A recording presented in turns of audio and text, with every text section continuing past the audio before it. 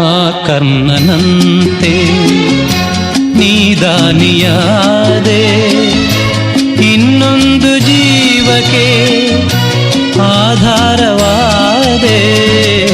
ಆ ಕರ್ಣನಂತೆ ನೀದಾನಿಯಾದೆ, ಇನ್ನೊಂದು ಜೀವಕ್ಕೆ ಆಧಾರವಾದೆ. ಸುದೀರ್ಘ ಸುದ್ದಿಗಾಗಿ ನಮ್ಮ AT ನ್ಯೂಸ್ ಕನ್ನಡ ವಾಹಿನಿಯನ್ನ ಲೈಕ್ ಮಾಡಿ, ಸಬ್ಸ್ಕ್ರೈಬ್ ಮಾಡಿ. ನಿಮ್ಮ ಧ್ವನಿಯಾಗಿ ನಾವಿದ್ದೇವೆ.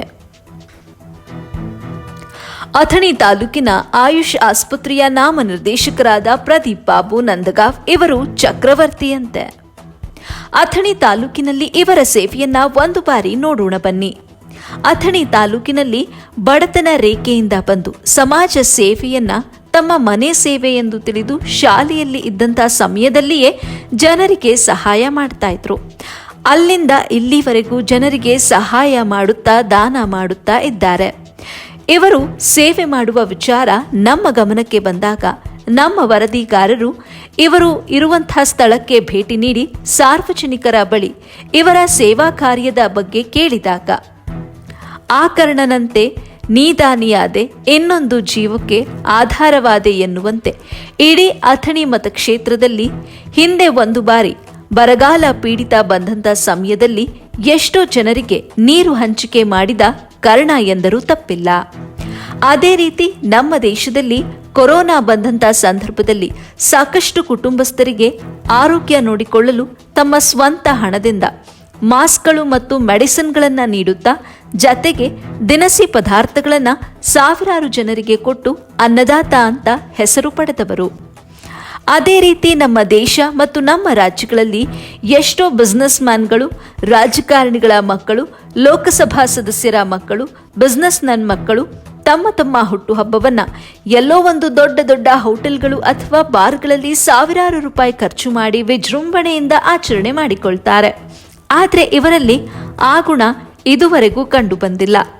ಇವರ ಹುಟ್ಟುಹಬ್ಬದ ಸಮಯದಲ್ಲಿ ಅಂಗವಿಕಲರಿಗೆ, ವೃದ್ಧರಿಗೆ, ಕುರುಡರಿಗೆ ಬಟ್ಟೆಗಳು ಮತ್ತು ಶಾಲೆಗಳಲ್ಲಿ ಮಕ್ಕಳಿಗಾಗಿ ಅಂತ ನೋಟ್ ಪುಸ್ತಕಗಳು, ಪೆನ್ಗಳನ್ನು ನೀಡುತ್ತಾ, ಹಾಗೂ ನಾವೆಲ್ಲರೂ ಒಂದೇ ತಾಯಿ ಮಕ್ಕಳು, ನಿಮ್ಮೊಂದಿಗೆ ನಾನು ಕೂಡ ಇರುತ್ತೇನೆ, ನನ್ನ ಹುಟ್ಟುಹಬ್ಬವನ್ನ ಜತೆಯಲ್ಲಿ ಸೇರಿ ಆಚರಿಸೋಣ ಎನ್ನುವ ಸಜ್ಜನ ಚಕ್ರವರ್ತಿ.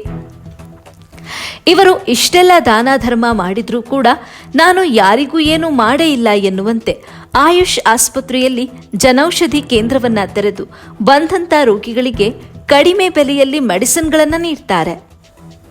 ಈ ಸಂಪೂರ್ಣ ವಿಷಯವನ್ನು ನಾವು ಕೇಳಿದಾಗ ಮತ್ತಷ್ಟು ಇವರ ಸೇವಾ ಕಾರ್ಯಗಳ ಬಗ್ಗೆ ತಿಳಿದುಕೊಳ್ಳುವ ಹುಮ್ಮಸ್ಸಿನಲ್ಲಿ ಇನ್ನಷ್ಟು ಗ್ರಾಮಗಳಿಗೆ ಭೇಟಿ ನೀಡಿದಾಗ ಅಲ್ಲಿ ಮತ್ತಷ್ಟು ವಿಚಾರಗಳು ನಮಗೆ ಕೇಳಿ ಬಂದವು.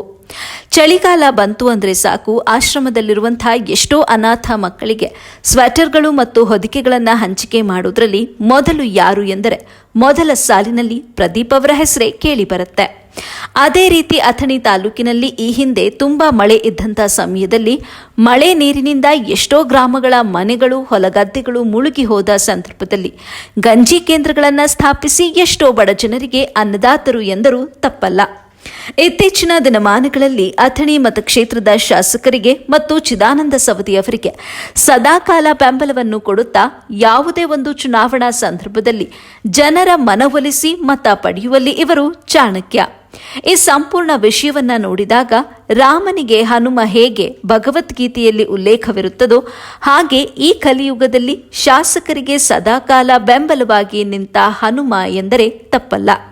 ಇಂಥ ನಾಯಕರು, ಇಂತಹ ಸಮಾಜ ಸೇವಕರು, ಇಂತಹ ಚಕ್ರವರ್ತಿಗಳು ಇದ್ದರೆ ಸವದಿಯವರಿಗೆ ಎಂದೂ ಕೂಡ ಸೋಲಿಲ್ಲ ಎನ್ನುವುದು ಸಾರ್ವಜನಿಕರ ಮಾತಾಗಿದೆ.